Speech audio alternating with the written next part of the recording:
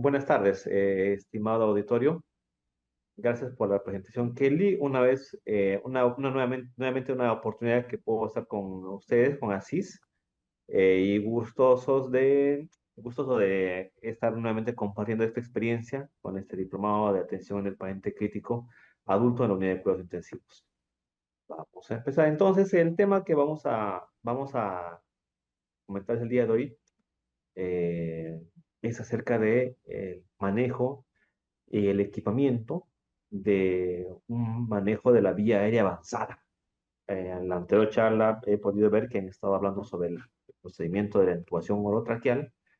El tema que hoy día nos trae es la intubación difícil, el uso de ciertos dispositivos supraglóticos como el combitubo, la máscara laringea, el buggy y también la cricotirotomía. Vamos a proceder a explicar punto a punto con algunas ayudamemorias, pero antes de eso quisiera yo empezar con este caso clínico, ¿no? Este caso clínico se trata de una paciente de 65 años de edad, como ustedes la pueden ver ahí, tiene hipertensión arterial, diabética, se evidencia que es una paciente obesa mórbida e ingresa a la emergencia refiriéndose a cefalea de gran intensidad con un estado de conciencia 8/15. Por la alteración de estado de conciencia se decide intubación orotraqueal. Entonces nos planteamos cómo hacemos la intubación de este tipo de paciente. Va a ser una intubación de vía difícil. ¿Ante qué escenario nos podemos plantear? Bueno, vamos a proceder a, a explicar en las siguientes diapositivas. Como una breve introducción y un recordatorio, tenemos que mencionar que, por ejemplo, en países del primer mundo, se estima que aproximadamente la intubación difícil se presenta en 1,5, 2 cada 1.000 pacientes intubados. Es la tercera parte de los incidentes que ocurren en la unidad de cuidados intensivos asociados a los manejos de la vía aérea. Los pacientes críticamente enfermos aumentan su riesgo de hipoxemia, hipotensión, al ser expuestos a medicamentos durante el manejo de la vía aérea, y eso hace que ellos se vean más expuestos. Son muy frecuentes las complicaciones asociadas a la intubación orotraqueal difícil, como por ejemplo la hipoxemia, la hipotensión, presencia de arritmias, paro cardíaco, inclusive la muerte. Este escenario, el de la vía aérea difícil, es un escenario que tiene una alta tasa de mortalidad. En esta presentación vamos a ver aspectos sobre la epidemiología, la intubación orotraqueal en cuidados intensivos, a qué se define intubación orotraqueal difícil, valoración, cómo debemos hacer una valoración previa a la intubación, el manejo, los algoritmos sobre el manejo de la vía difícil y nuestras conclusiones para finalizar nuestra charla. Entonces, idealmente se nos pone en un contexto en el cual nosotros tenemos los factores controlados, un paciente que viene en un buen estado de salud, que viene para un procedimiento de rutina.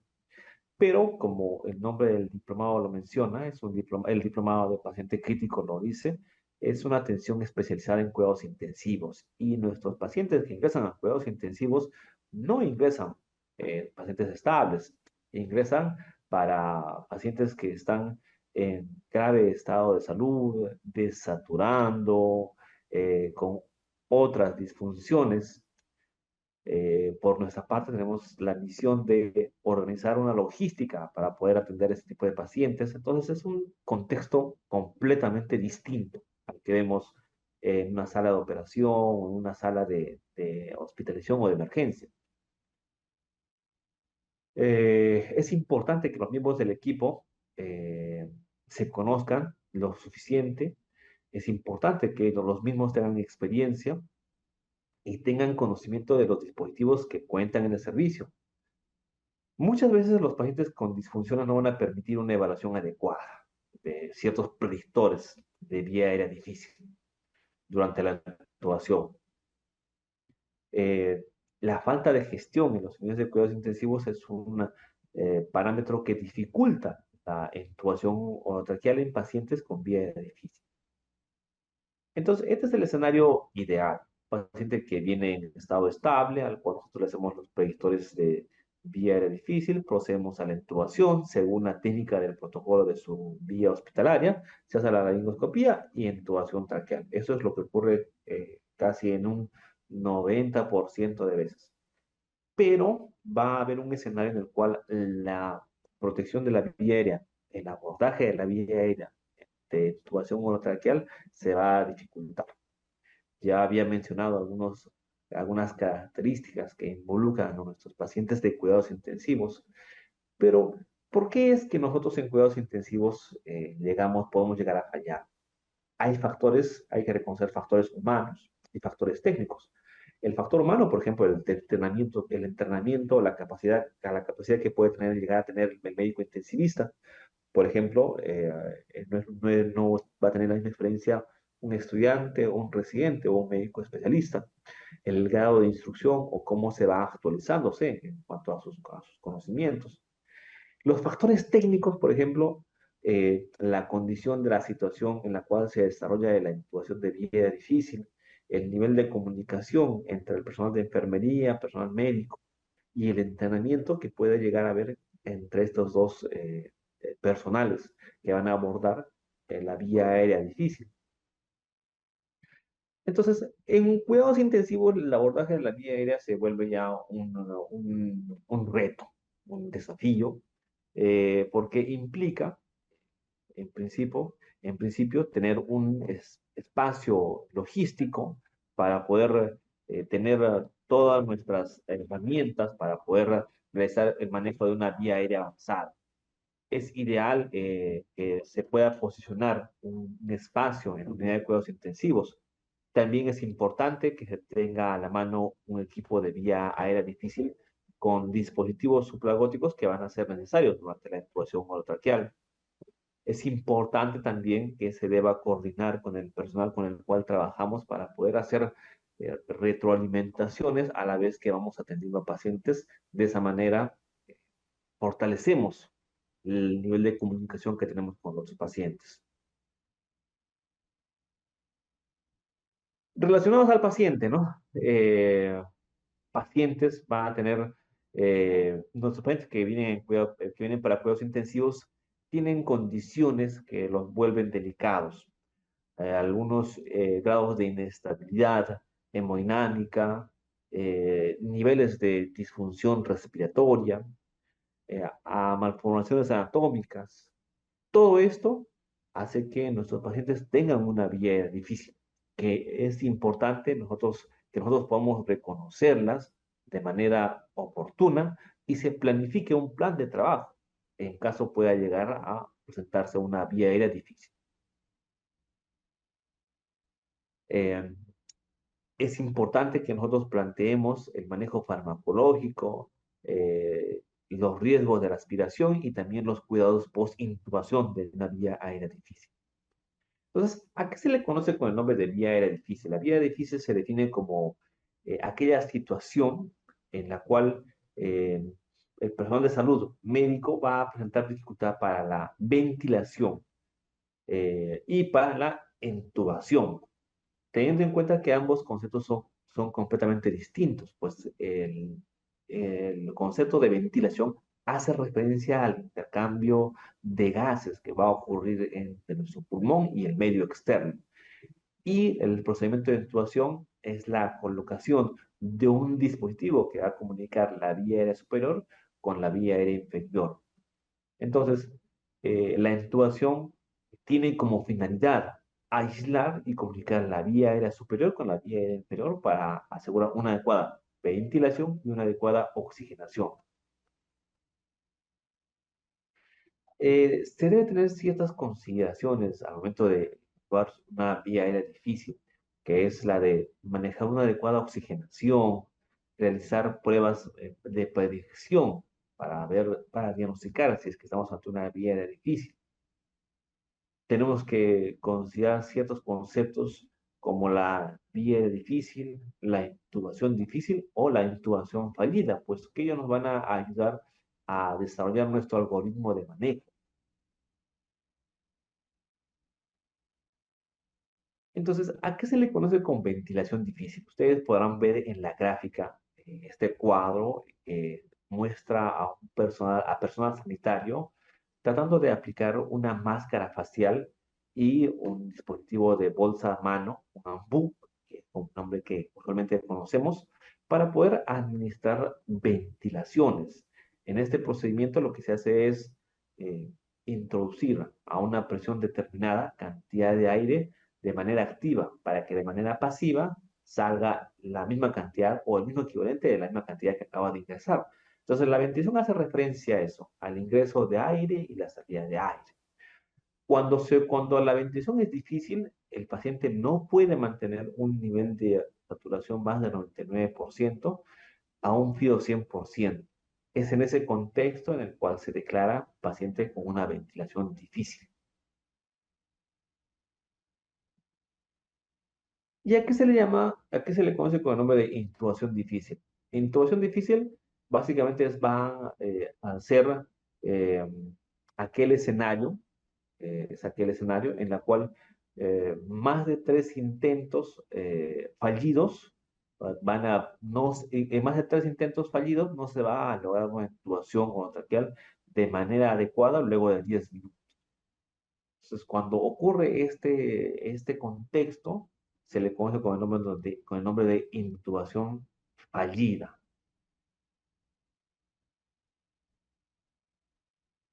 ¿Cómo debemos evaluar la vía aérea de nuestros pacientes, previendo un posible contexto de vía aérea difícil? Primero que nada, es importante realizar una historia clínica, una anamnesis y una revisión física acerca del estado de nuestros pacientes. Debemos también identificar patologías que el paciente pueda tener de base, ver si es que el paciente está con algún tipo de manejo, algún tipo de tratamiento, clasificar el grado de severidad en base a los predictores que vamos a poder utilizar y esto nos va a poder ayudar para disminuir la mortalidad.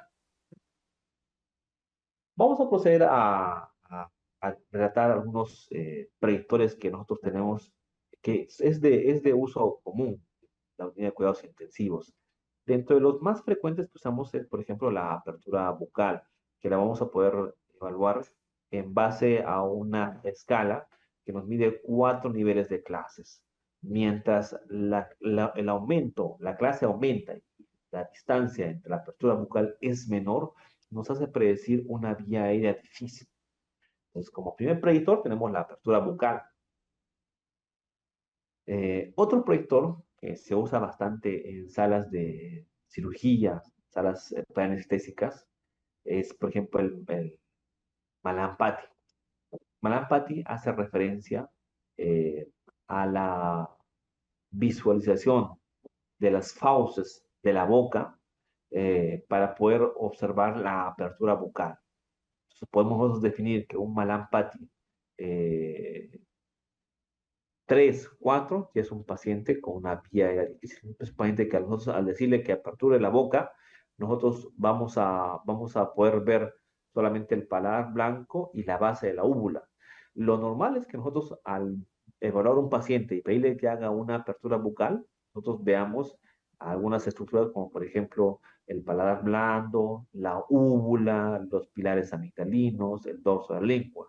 Pero cuando nosotros le pedimos a un paciente que abra la boca y poder evaluar la cavidad bucal, nosotros solamente vemos el paladar duro y parte de la úvula, esto ya es un Malampati 3 y un 4, y acá el paciente es una piedra difícil. No siempre vamos a poder evaluar esto en nuestros pacientes que vienen en a cuidados intensivos. Nuestros pacientes vienen en estado de sopor, con alteración de estado de conciencia, con algún grado de hipoxemia. Entonces, ¿qué otro score, también otro predictor podemos usar? Por ejemplo, el predictor de Cormack-Lane, que básicamente es un predictor de intuición de vía difícil durante la laringoscopía. Entonces, un paciente cuando es entubado, nosotros podemos hacer una laringoscopía y en la laringoscopía poder evidenciar qué tipo de vía aérea va a hacer.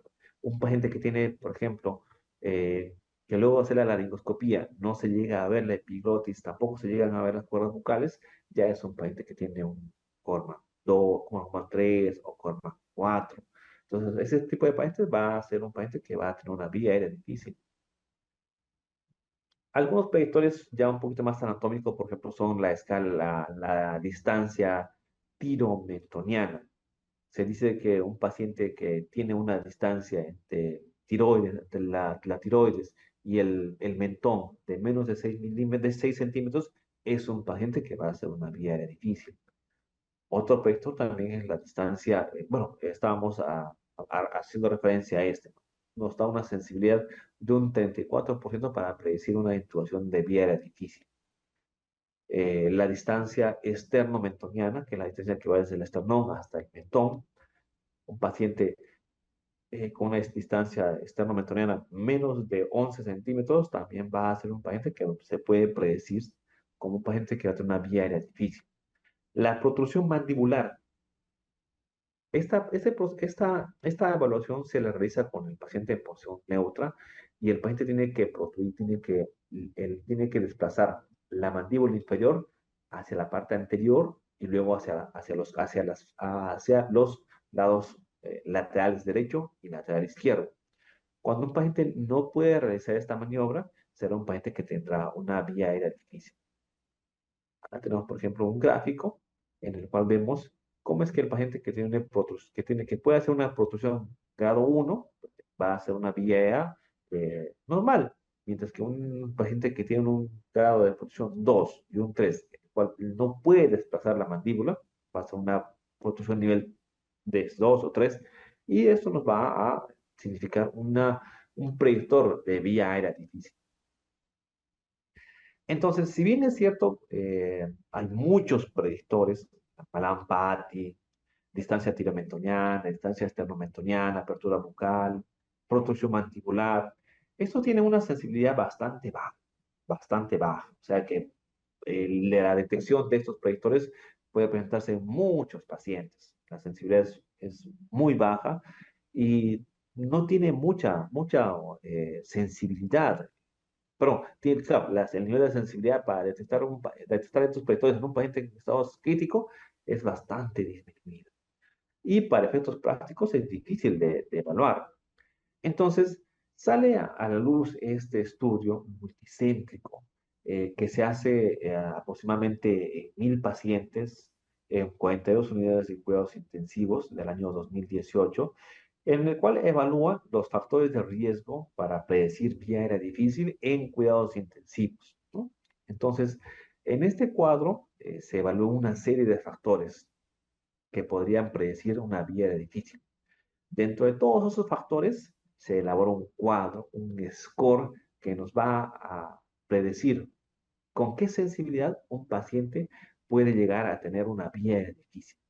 Felizmente, este estudio fue positivo, se logró crear un score, el score Macocha, que básicamente nos dice en qué paciente nosotros podemos esperar una vía aérea difícil con un nivel de sensibilidad bastante importante, un 73%, y una especificidad de un 89%, casi con un nivel bastante bueno de especificidad. Entonces, de este estudio deriva este score, el score Macocha. El score Macocha básicamente es un score que nos evalúa ciertos factores que nos van a hacer predecir si un paciente tiene una vía aérea difícil. Es un score que da cierta cantidad de puntos.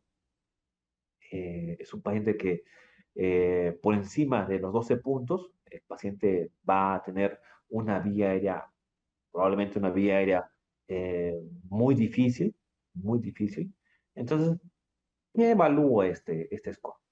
Básicamente este score nos evalúa el Malampati, que era un score que ya habíamos visto previamente, que era un predictor que ya habíamos podido ver previamente. Evalúa la apnea, es decir, el antecedente de apnea del sueño, evalúa la reducción de la movilidad cervical, eh, la limitación de la apertura bucal. Aparte de esto, nos evalúa también otros factores, como por ejemplo el coma, la hipoxemia, y que el personal que está evaluando a este paciente sea un personal no capacitado. Entonces, un paciente que tiene un score de Macocha más de 6 puntos ya es un paciente que tiene una vía difícil. Entonces, de todos estos factores, ¿qué podemos resaltar? Que son factores fácilmente evaluables por nosotros en la unidad de cuidados intensivos en emergencia o en la unidad de críticos donde ustedes laboren, fácilmente pueden evaluar estos factores, por ejemplo, el Mallampati, básicamente haciéndole al paciente abrir la boca, ver el antecedente, si es que el paciente tiene antecedente de apnea obstructiva, si tiene disminución de la movilidad de la columna cervical, tiene apertura ocular menos de 3 centímetros y algunos factores comórbidos, como por ejemplo estado de coma o hipoxemia, ya son factores que te hacen predecir que el paciente va a tener una vía aérea difícil. Entonces, con esto nosotros ya podemos evaluar y podemos decir, este paciente va a hacer una vía aérea difícil. ¿Qué hacemos cuando nosotros tenemos un paciente que va a ser o probablemente vaya a ser un paciente que tenga una vía aérea difícil? Lo primero que tenemos que hacer es preparar al paciente. Después, preparar el equipo. Preparar al paciente implica intentar hacer un abordaje de la vía venosa, que es lo principal que nosotros tenemos que hacer. La oxigenación adecuada, optimizar el estado hemodinámico del paciente y evaluar algunos antecedentes. Una vez que nosotros ya preparamos al paciente, lo tenemos con un acceso venoso adecuado, el de oxigenación adecuado, procedemos a preparar el equipo. Tenemos que preparar todo nuestro equipo posible que pueda llegar a utilizarse. Pero desde lo esencial para el monitoreo hemodinámico, el monitoreo oxigenatorio, hasta dispositivos supraglóticos como el combitubo, la máscara laringia, videolaringoscopio, buggy, equipo de succión, que es importantísimo, y el set de FONA, el set de FONA es el set quirúrgico para la apertura de la vía aérea superior quirúrgica. Ya, o sea, llámese un equipo de traqueostomía o un equipo de eh, traqueostomía quirúrgica, ¿no? De emergencia. Una vez que nosotros preparamos el equipo, nosotros debemos preparar la dinámica entre el personal que va a asistir a una vía difícil, designar roles, quién va a ser el intubador principal, quién va a ser el segundo intubador, quién va a estar encargado de las drogas, quién va a estar encargado de llevar algunos dispositivos, quién va a estar encargado de la oxigenación. En base a esto, nosotros vamos a poder predecir, según la guía DAS, la guía británica de manejo de la vía aérea, tres escenarios. Un plan A, plan B, un plan C y un plan D. Entonces, en el plan A, nosotros vamos a tener básicamente una intubación simple, una laringoscopía, y el paciente va a ser intubado. Va a pasar a sala de operaciones, pasará a cuidados intensivos, y esto es lo que va a ocurrir en el 90% de las veces. En el plan B, nosotros vamos a tener un paciente que ya se nos ha hecho difícil una vía aérea. Luego de que hayamos evaluado los predictores, hemos visto que el paciente tiene una apertura ocular menos de 3 centímetros, está en coma, está hipoxémico. Entonces es un paciente que tiene ya una vía aérea difícil. Intentamos intubación fallida. ¿Qué es lo que hacemos en el plan B? Continuamos con la oxigenación y vamos a echar de manos los dispositivos supraglóticos. ¿Qué dispositivos supraglóticos tenemos? Pues pitubo, tenemos la máscara laringia, entre otros. Si es que tenemos éxito, pues después de usar el dispositivo supraglótico, podemos entubar al paciente una vez que el paciente esté estabilizado. Si no se logra, incluso usando dispositivos supraglóticos, asegurar una vía aérea difícil, ya tenemos que pasar a una segunda instancia, que es el de intentar ventilar al paciente para asegurar una adecuada oxigenación y una adecuada ventilación. Si es que esto se logra, idealmente, esta guía, por ejemplo, que está hecha para pacientes que están en estado estables, lo que se recomienda es despertar al paciente. Pero si esto no se llegase a ocurrir, no llegase a alcanzar este objetivo, pues lo que corresponde es la cricotiroidotomía de emergencia. Entonces, como ustedes se darán cuenta, son pasos secuenciales que nos permiten tomar ciertas decisiones en base al contexto que nosotros nos encontremos. Esta es una adaptación para paciente que está en cuidados intensivos, en el cual básicamente nos hace referencia a lo que previamente, a los conceptos que previamente nosotros habíamos evaluado, ¿no? Cómo es que es importante nosotros preparar a nuestro paciente con una adecuada acceso de vía aérea, una adecuada preoxigenación, asegurar un adecuado estado hemodinámico e intentar la laringoscopía.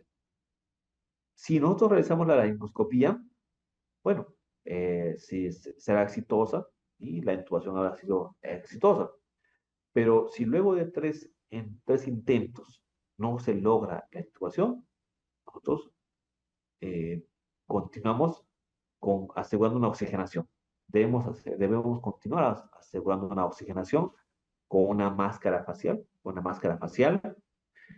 Y mientras tanto, parte del plan A es usar algunos dispositivos como por ejemplo el videolaringoscopio o un dispositivo de Buggy. Si es que pese a esto nosotros no logramos asegurar una adecuada oxigenación, se declara falla la intubación. Si luego de asegurar estos procedimientos no se logra una intubación, se declara falla la intubación. Y pasamos al plan B.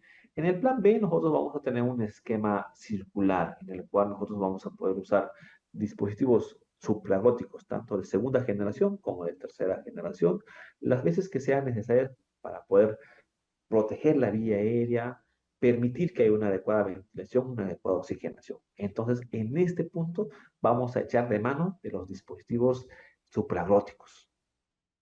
Si es que pese a nuestros intentos, nosotros no podemos proteger la vía aérea usando sus dispositivos supraglóticos, la guía nos hace referencia a que debemos intentar usar nuevamente la bolsa, la máscara facial, con una bolsa de mano, que es lo que comúnmente usamos, con lo que comúnmente conocemos con el nombre de AMU. Si pese a eso, ya en este contexto, el paciente no se puede ventilar, tampoco se pudo entubar, ya pasamos al plan D. El plan D es la dicotomía quirúrgica de emergente.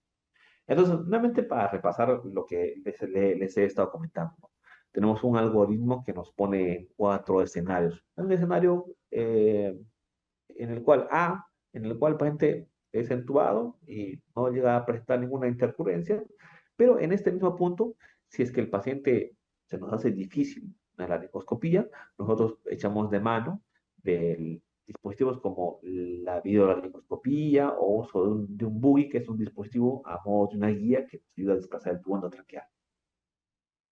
Si nosotros, luego de intentar esto, en tres oportunidades, se declara la falla de intubación y nosotros vamos a usar dispositivos supraglóticos que vamos a proceder ahorita a explicar. Si pese a usar dispositivos supraglóticos no podemos entubar, tampoco podemos ventilar, declaramos un estado de no intubación y no oxigenación. Vamos al paso número D, en el cual nos vamos a usar la tiroidotomía quirúrgica de emergencia. Entonces, he estado hablando bastante acerca de los dispositivos supraglóticos. Vamos a proceder a ver en algunos, mediante estos videos, en qué consiste un dispositivo supraglótico. Entonces, acá, por ejemplo, a ver si es que el internet me lo permite. Vamos a ver acá. Perdón, aquí está, ¿no? Entonces, el primer dispositivo supraglótico que nosotros vamos a observar es el combitubo. El combitubo básicamente es un dispositivo supraglótico que combina las funciones de un obturador esofágico y un tubo endotraqueal convencional. Es un tubo que tiene un doble lumen eh, que imita una sonda de intubación endotraqueal y otra luz que funciona como un obturador esofágico que cierra el extremo distal. Este sistema nos va a permitir ventilar, pero a la vez también nos va a permitir aspirar las secreciones. Entonces, en este video nosotros vamos a poder ver.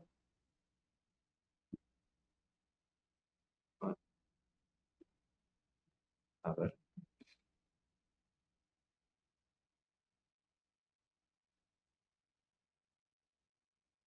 Muy bien. Entonces, el combitubo es ese dispositivo. Es un tubo que tiene, básicamente tiene tiene dos sellos. Un sello esofágico y un sello laríngeo. El combitubo en el 90% de las veces se va al esófago, lo cual es lo ideal. Cuando ocurre eso, se insufla el balón que va hacia el esófago. De esa manera se aísla la vía digestiva y el esófago, y por el otro extremo del tubo se hace posible la ventilación. Eso es lo que ocurre en el 90% de los escenarios. En el 10% de los escenarios, el tubo se desplaza a la vía aérea respiratoria. En ese caso, se continúa con el manejo de la bolsa y el ambú para contener la oxigenación y la ventilación. Aquí, por ejemplo, nosotros podemos ver, este es un compitubo de segunda generación, lo que les mencionaba, ¿no? El compitubo lo que hace es un tubo que se desplaza por la vía aérea, tiene dos balones, un balón que aísla el esófago. En el 90% de las veces, este tubo se va hacia la vía esofágica, o sea, una, un desplazamiento hacia el esófago. Cuando esto ocurre, lo que se hace es inflar el balón inferior y se continúa ventilando. Si es que se evidencia que el pulmón se expande y hay signos de una adecuada oxigenación y ventilación, el dispositivo estará funcionando y nosotros habremos asegurado la vía aérea. Pero cuando el tubo se va hacia vía aérea inferior, ya no va a ser necesario hacer una otra maniobra. Nosotros vamos a poder evidenciar mediante la ventilación y la oxigenación que el paciente ya está entubado. Entonces, es un dispositivo que, si es que nosotros vamos a una vía aérea falsa, el dispositivo nos va a garantizar una adecuada ventilación y oxigenación. Otro dispositivo de vía aérea difícil de segunda generación es la máscara laríngea. Es un dispositivo que tiene una forma de una hoja en forma curva, de manera oval, cuya función es eh, sellar de manera homogénea todo el orificio de la epiglotis. Es un dispositivo de material látex bastante suave, que en condiciones ideales, cuando se introduce por la vía aérea, por la parte posterior de la laringe, entra hacia la vía aérea y sella de manera homogénea a la epiglotis. De esa manera, el paciente es entubado, perdón, de esa manera el paciente puede ser ventilado y puede ser oxigenado. Entonces, acá tenemos, por ejemplo, una imagen. Acá vemos, esta es la máscara laringea que entra por la parte posterior de la laringe y simplemente se adhiere a la epiglotis. Se adhiere a la epiglotis y nosotros podemos comenzar a oxigenar y ventilar con la máscara AMBU. En este video vamos a poder ver, por ejemplo, cómo es que funciona una máscara laringea. Entonces, el paciente está en decúbito dorsal, el operador, nosotros vamos a hacer ya hemos intentado hacer intubación, no se ha podido, usamos dispositivos subarróticos. Como se darán cuenta, simplemente es un dispositivo que se sostiene como si fuera un bolígrafo y se introduce, luego de haberlo lubricado, se lo introduce por la parte posterior de la laringe. Este dispositivo, como tiene una forma de una ojiva, lo que va a hacer es eh, aislar y va a sellarse hacia la laringe. Y una vez que eso ocurre, pues nosotros vamos a poder oxigenar y vamos a poder ventilar a nuestro paciente de acuerdo a la necesidad que él requiera. Aquí vemos nuevamente, de esa manera funciona la máscara laringea. Vean cómo el operador introduce el dispositivo y vean cómo la misma anatomía de la máscara laringea hace que ésta se pueda adherir. La epiglotis y pueda generar un sellado que nos va a permitir oxigenar y ventilar a nuestros pacientes. Algunos dispositivos tienen también la función de poder aspirar las secreciones que están en el extremo distal, pero básicamente la máscara laringe habitual básicamente la función que tiene es esa, la de aislar eh, la epiglotis.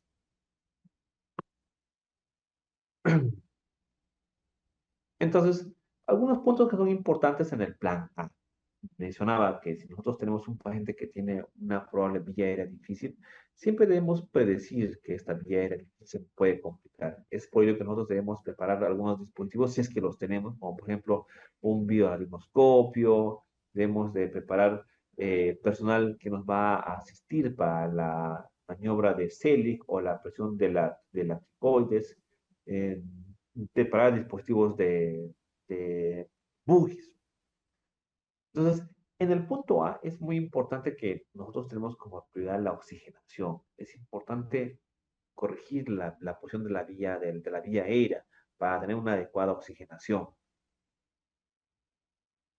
Hasta este punto nosotros hemos estado usando dispositivos supraglóticos. Entonces, ¿qué es lo que pasa? ¿Qué es lo que pasa si es que nosotros vemos que pese a que hemos intentado colocar ya sea una máscara facial, perdón, una máscara de laringe o un combitubo, no se ha logrado una adecuada oxigenación, no se ha abordado de manera adecuada la vía aérea? Vamos a pasar al plan C, que es intentar ventilar con la máscara facial. La máscara facial es ese dispositivo que nosotros conocemos de nuestras guardias, es esa máscara que se pega a la cavidad, a la carita, y mediante una AMBU, que es el dispositivo de bolsa a mano, nosotros vamos a poder oxigenar y vamos a poder ventilar. Entonces, en el plan C, lo que debemos de hacer es intentar ventilar y intentar oxigenar. Pero si es que fruto de la inflamación o fruto de la vía difícil no podemos ventilar, tampoco el paciente se logra oxigenar, procederemos a declarar que el paciente no es intubable y pasaremos al escenario D, en el cual nosotros vamos a plantear el manejo quirúrgico de la vía aérea mediante una cricotiroidotomía.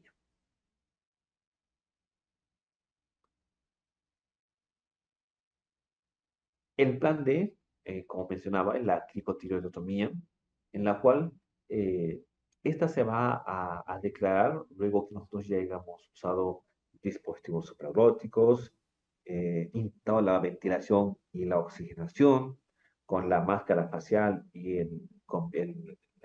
la máscara, la bolsa de reanimación AMBU. Entonces, la cricotiroidectomía es un procedimiento quirúrgico para abordaje de la vía aérea superior. Una de las ventajas es de que la cricotiroidectomía es un procedimiento bastante rápido, con un abordaje bastante simple y bastante rápido por la localización del área en el cual se trabaja. Eh, entonces, para hacer este procedimiento, nosotros tenemos que ubicarnos la glándula, el cartílago tiroideo, que es esta estructura que está aquí en la parte anterior del cuello. Es una estructura en forma de escudo que tiene una apófisis, tiene dos alas, tiene un istmo. Entonces, rodeando a esta estructura está la glándula tiroidea. Debajo de esta estructura cartilaginosa hay un espacio, se llama la membrana cricotiroidea. Esta membrana cricotiroidea, como su mismo nombre lo dice, es dividir a la tiroides del cricoides. Y la división entre la tiroides y cricoides se le conoce como una membrana cricotiroidea. Es fácil de detectar porque nosotros podemos ver en este extremo una superficie dura que corresponde al cartílago, y luego una superficie blanda, ligamentosa, que corresponde a la membrana cricotiroidea, hasta que después le acompaña una superficie dura en forma de anillo, que es el cartílago tiroides. Entre la tiroides y el cricoides está la membrana cricotiroidea, que es fácilmente identificable, y es por eso que se aconseja la realización de la cricotiroidotomía en esta porción. Este es un recuerdo anatómico. Cuando se hace una apertura artificial, se hará una apertura mediante una hoja de bisturí o un catéter a través de este espacio entre el cartílago tiroides y el cartílago cricoides.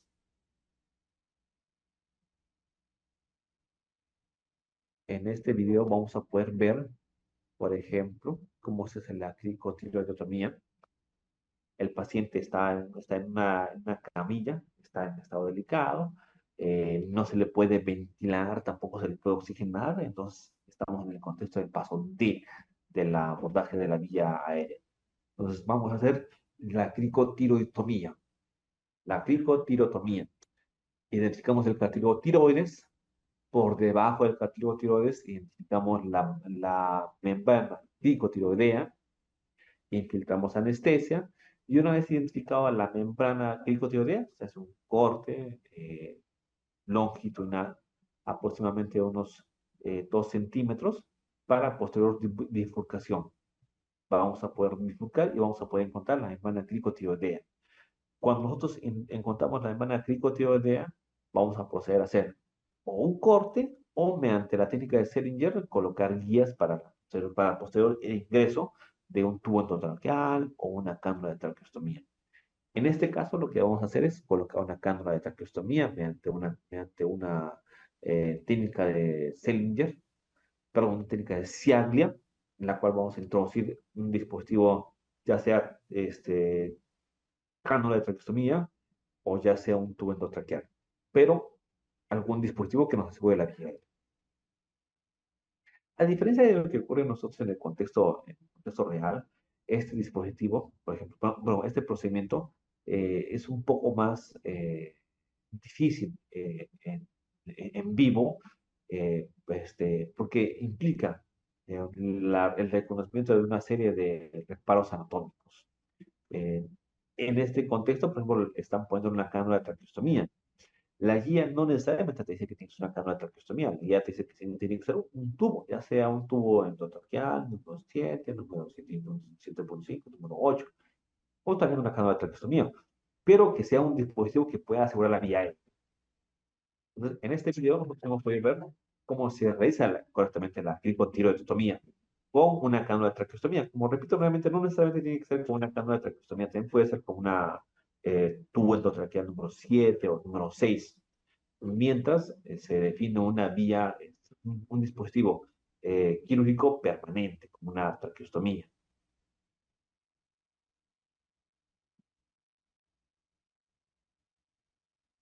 Entonces, dentro de las conclusiones que podemos llegar en esta charla es de que la vía difícil es un escenario no muy frecuente, como había mencionado, solamente se presenta en el 2 a 5%, pero este escenario trae grandes complicaciones en cuanto a la morbilidad de a la morbimortalidad de los pacientes, aparte también de las demandas legales que puede suponer las graves complicaciones que pueden traer. Se debe realizar una adecuada valoración. Como les he mencionado, no todas las valoraciones son las adecuadas. Hay muchos scores, pero no necesariamente todos estos scores y estos predictores han sido evaluados en pacientes que están en cuidados intensivos. Muchos de ellos son y han sido validados para pacientes que están estables. Más sin embargo, también hay estudios en pacientes críticos que nos dicen que, por ejemplo, podemos usar algunos eh, escalas de valoración, como por ejemplo la apertura bucal, menos de 3 centímetros, el Malapati, por ejemplo, algunos estados comórbidos, como por ejemplo la hiposemia, el alteración del estado de conciencia o el coma. Esos factores ya nos predicen una vía aérea difícil. Y estos parámetros sí están validados para pacientes en cuidados intensivos. Entonces, una vez que se hace una predicción de una vía aérea difícil, es importante también coordinar con nuestro programa de enfermería, con el programa técnico, para toda la logística que lleguemos a utilizar. Recuerden que la prioridad de la vía aérea es la oxigenación y la ventilación. No se debe perseguir, tampoco se debe insistir con la intubación. Si nosotros en el paso C, con una máscara laríngea, podemos lograr una adecuada oxigenación y una ventilación, no debemos insistir con la intubación. Podemos convertir un escenario en el cual es no intubable, pero sí ventilable, a un escenario en el cual va a ser no ventilable y tampoco intubable. Entonces, como último consejo sería que no se debe retrasar el diagnóstico de la vía de difícil, no ventilable y no oxigenable, que es de los escenarios el peor y en el cual tendríamos que usar nosotros el algoritmo de la DAS para usar la cricotomía quirúrgica de emergencia. Bueno, si no hay alguna otra pregunta, eh, Kelly, tal vez podemos Sí. pasar al siguiente tema. Ok, vamos a ver